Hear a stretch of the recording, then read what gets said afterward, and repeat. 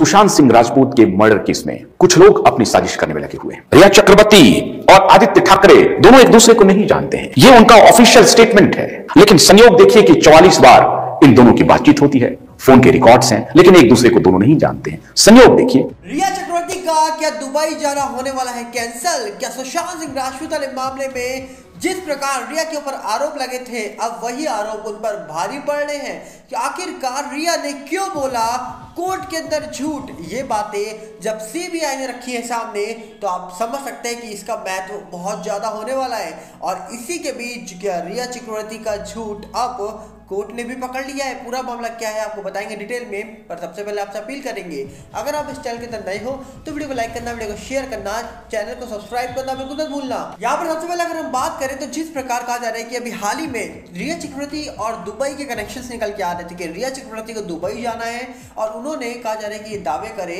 कि भैया उनको दुबई जाना है, उनका पासपोर्ट दे दिया जाए। जिसके बाद पासपोर्ट देने की बात तो ठीक है, और ये भी कहा गया कि भैया दुबई आप कहाँ जा रहे हो, किससे मिलने जा रहे हो, क्यों जा रहे हो, सब बातें आपको कोर्ट के सामने रखनी थी। उन्होंने वो बातें भी रखी जिसमें ये बात जाहिर करी गई उनके द्वारा, उनके वकील जो है अभिनव चंद्रचूड़, उनके द्वारा कि रिया चक्रवर्ती एक कंपनी के साथ जुड़ी है जिसकी वो ब्रांड एम्बेसडर है और उस कंपनी ने उनको इनविटेशन भेजा है और इसीलिए उनको दुबई की यात्रा करनी है। और यात्रा जब वो दुबई की करेंगी तो उसकी तारीख 27 दिसंबर से 2 जनवरी तक की बताई जा रही थी। वापस लौट के आती तो उनको अपना जो पासपोर्ट था वो कोर्ट को वापस करना था।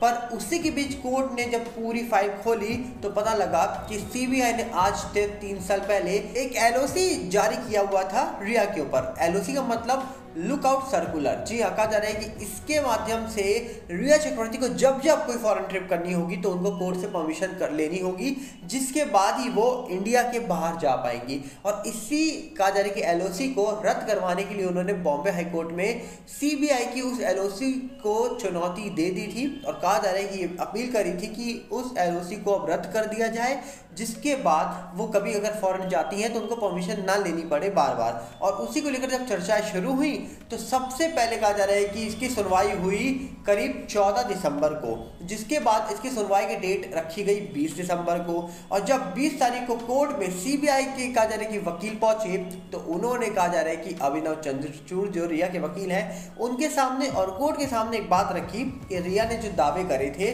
कि जिस कंपनी की वो ब्रांड एम्बेसडर है उस कंपनी ने उनको बुलाया है, तो पहली बात तो वो कंपनी की ब्रांड एम्बेसडर रिया चक्रवर्ती है ही नहीं।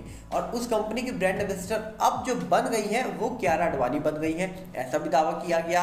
और इसी के बीच एक खबर और निकल के आई जो कहा जा रहा है कि यहाँ पर बताई जा रही है हिंदुस्तान टाइम्स की ओर से कि रिया चक्रवर्ती को अब कोई जरूरत ही नहीं फॉरेन जाने की। ये सीबीआई ने बॉम्बे हाई कोर्ट को कहा है। और ये क्यों कहा है? कहा जा रहा है कि रिया चक्रवर्ती जो फॉरेन जाना चाहती थी, क्योंकि उन्होंने कहा था कि भैया जिस कंपनी के साथ वो जुड़ी है उस कंपनी ने उनको इनविटेशन भेजा है और इसीलिए उनको फॉरेन जाना है। जब कंपनी के साथ वो जुड़ी ही नहीं है तो फॉरेन जाके करेंगी क्या? और इसी के बीच कहा जा रहा है कि अब जो सीबीआई के वकील हैं उन्होंने साफ बोला कि रिया बोल रही थी कि वो ब्रांड एम्बेसडर है, ब्रांड एम्बेसडर वो कंपनी के है ही नहीं, तो उनको जो एलओसी कहा जा रहा है कि जिसको रद्द करवाना था, फॉरेन जाना था, अब वो जाने की जरूरत है ही नहीं। क्योंकि कहा जा रहा है कि जब वो उस कंपनी की साथ जुड़ी ही नहीं है तो पहली बात उन्होंने ये झूठ क्यों बोला कोर्ट में। और इसी बात को लेकर कहा जा रहा है कि जो अभिनव चंद्रचूड़ है उन्होंने कोर्ट से कहा 22 दिसंबर को इसकी अगली सुनवाई की जाए और हमको कुछ वक्त दिया जाए। और उसी के सामने सीबीआई के जो वकील है उन्होंने ये बात रखी कि इस पूरे मामले की बिल्कुल तह तक जाने के लिए हमको वक्त चाहिए। और इसी बात को लेकर कोर्ट ने यहाँ पर जो अभिनव चंद्रचूड़ जिन्होंने 22 तारीख की डेट मांगी थी उनके सामने ये बात रखी कि इस मामले में बिल्कुल जल्दबाजी नहीं कर सकते, हम मामले की तह तक जाना होगा। और सीबीआई इस पूरे मामले की जांच अभी कर रही है और 26 तारीख को इसकी सुनवाई हो सकती है। और अगर 26 को सुनवाई होगी भी तो आगे जाकर शायद 27 से 2 तारीख तक जो फॉरेन ट्रिप की बातें हो रही थी, सीबीआई ने ये बात रख दी कोर्ट के सामने, अगर फॉरेन जाना ही था कंपनी के लिए तो कंपनी ही अब नहीं बुला रही है या कंपनी के साथ आप जुड़े ही नहीं हो तो फॉरेन क्यों जाओगे। और अगर रिया को यहाँ पर दुबई जाना था तो भैया इतनी सारे जो बातें रखी गई सामने और जो अब झूठी साबित हो रही हैं ये क्यों बोले गई।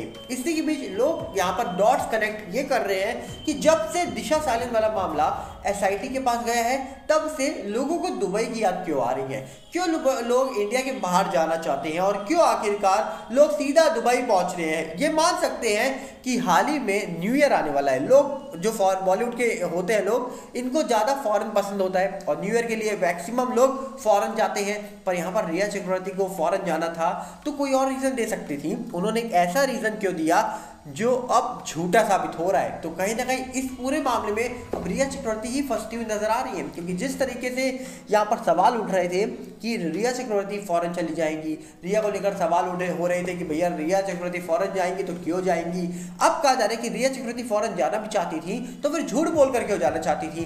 क्या उनको कोई फॉरेन भेज रहा था, क्या उनको कोई फॉरेन बुला रहा था, या फिर दिशा केस की एसआईटी की जो जांच हुई है उस जांच में कुछ बड़े पत्ते खुलने वाले हैं, जिसके बाद ही रिया को आई दुबई की याद। तो यहाँ पर अब देखने वाला विषय होगा कि आखिरकार जिस तरीके से मामला अब आगे बढ़ रहा है, इसमें उम्मीद है कि आने वाले वक्त में कई सारी चीजें निकल के आ जाए। पर रिया का दुबई जाना लगभग कैंसिल नजर आ रहा है, क्योंकि उन्होंने एक बड़े वकील साहब को तो हायर कर लिया था जो अभिनव चंद्रचूड़ है। जी हाँ, जो हमारे देश के चीफ जस्टिस ऑफ इंडिया, उनके बेटे हैं अभिनव चंद्रचूड़। और कहीं ना कहीं रिया चक्रवर्ती को किसी बहुत ही बड़े शख्स ने कहा जा रहा है कि एडवाइस दी होगी कि अभिनव चंद्रचूड़ जो है वो अभी बॉम्बे हाई कोर्ट में प्रैक्टिस कर रहे हैं और उनको हायर कर लिया जाए। पर कहीं ना कहीं अभिनव चंद्रचूड़ इतने बड़ी फैमिली से ताल्लुक रखते हैं, पर अब जब कोर्ट उनके सामने ये बात रखेगा कि जिस कंपनी के दावे किए जा रहे थे, जिसके साथ रिया जुड़ी थी, जिस कंपनी को वो कहा जा रहा है कि बोल रही थी इन्विटेशन आया है, हम ब्रांड एम्बेसडर हैं, ये सब बातें तो झूठी निकल रही हैं, तो फिर क्या पक्ष रखा जाएगा रिया और उनके वकील की तरफ से कोर्ट के अंदर, ये तो आने वाले वक्त में ही पता लगेगा। क्योंकि रिया की ये चाल तो बेनकाब हो गई है और कहा जा रहा है कि लोगों ने, जिनको हम एसएसआरियन और एसएसआर वॉरियर के नाम से जानते हैं, उन्होंने बेनकाब कर दिया एक बार फिर से। क्योंकि इससे पहले रिया का जब इंटरव्यू आया था तब भी लोगों ने उनकी बोले हुए जो शब्द थे,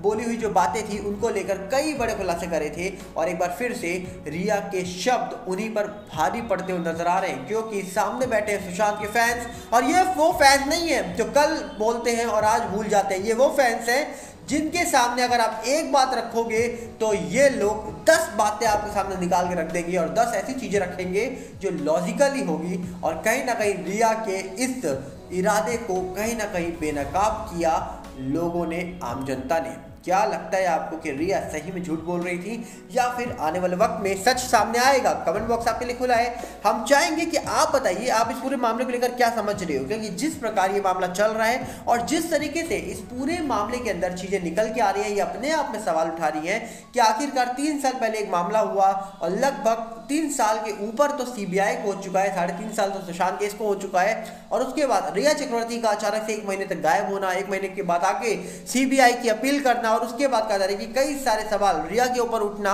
और ये सिलसिला चालू रहा करीब कई महीनों तक, जिसके बाद सीबीआई की एंट्री हुई और फिर कई सारे सवाल रिया को लेकर सीबीआई, ईडी, एनसीबी ने उठाए। एनसीबी ने तो गिरफ्तार भी किया।